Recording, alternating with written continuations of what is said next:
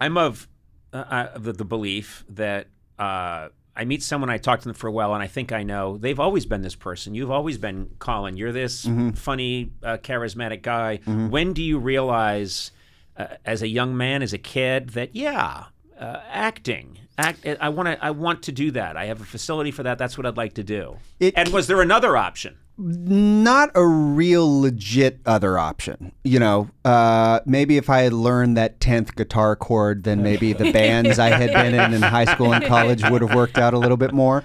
But I mean, there was really no safety net. To be honest, it really just came down to it was the most fun. Yeah. Acting was the thing that I was drawn to the most, and when there was the least amount of pressure on me to enjoy it, that was when I enjoyed it the most. And there was a period there where it seemed like everyone was like, well, of course that's what you're going to do. And so of course there was that sort of young man version of well, no, I'm not going to do that. I'm going to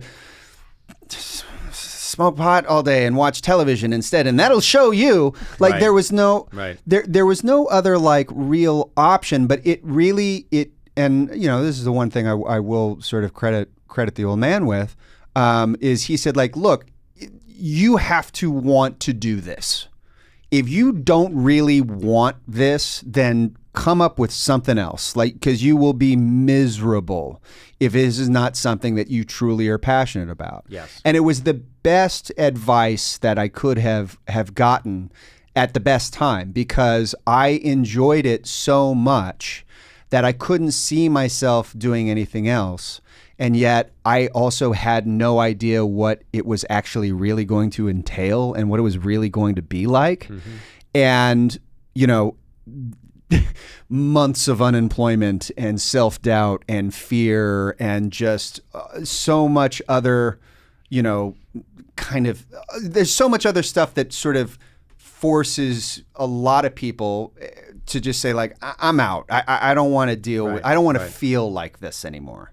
And the truth of the matter is I enjoy what I do so much that when it's great, I don't want to do anything else. Right. Not only do I not see myself doing anything, I don't want to do anything else. You're preaching to the choir, because I very clearly remember, I got into comedy writing and then got a chance to do a sort of a stage show comedy review in Chicago in 1988. Tiny theater, not great reviews, brutally hot, living in driving a crappy car, living in an apartment on the north side that had no air conditioning, and realizing that I was as happy as I could possibly be. Yeah. And that whatever this is, where you're backstage and then there's some music and then you come out and there are people and you get some laughs, I will do this if it leads nowhere. Completely. And I do think that there is something about, I often have the same advice for people, and I'm going to link this to our next topic, which I know is near and dear to your heart.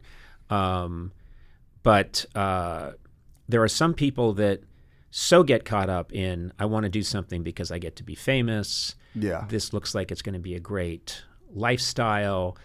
And sure, there's nice things about that, but you really have to like the thing itself. Yeah. Because there's a 95% chance, or for some people a 99% chance, that the other stuff isn't going to come. And then you really do have to enjoy the process. Oh, yeah, because more often than not, the process could be a pain in the ass and not a great experience sometimes. Sometimes, I've been I've been on jobs where it's less than ideal. It is way too hot. I am way too tired. It is physically exhausting. You talking about pornography? Well, but I really enjoy that in the moment.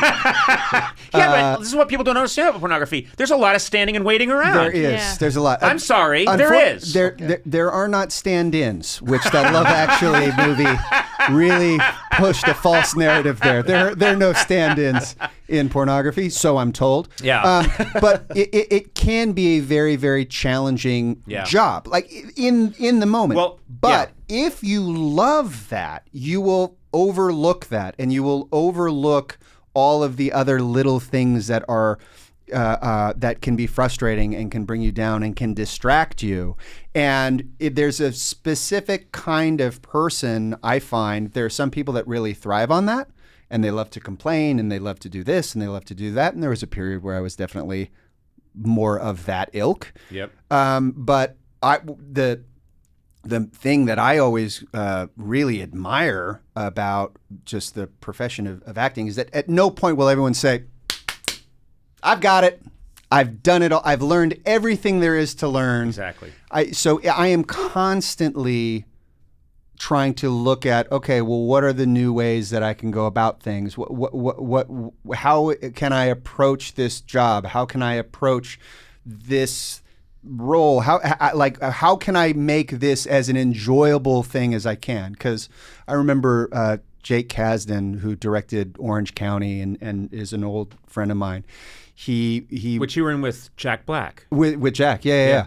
And he had written me this really sweet, another letter writer. He had written me a very nice letter at the end of it, and he said, you and I both are cut from the same cloth because we both understand that this could be the best job in the world if you make it that. Right. It can also be the worst. And I've sometimes made it the worst, So I always want to try and do everything I can to look. I'm not saying I'm going to be like rah, like, all right, guys, come on, let's go. Like, it doesn't have to be that, but I enjoy it so much that I want to try and make it as good as I can. Because look, we all went and ran away and joined the circus. I know, right? Yeah. So let's enjoy that. Because I could be punching a clock right now and be really miserable and not like anything that I'm doing. So I'm always trying to do whatever I can to try and make it an enjoyable experience, because the actual doing of the thing actually gives me joy.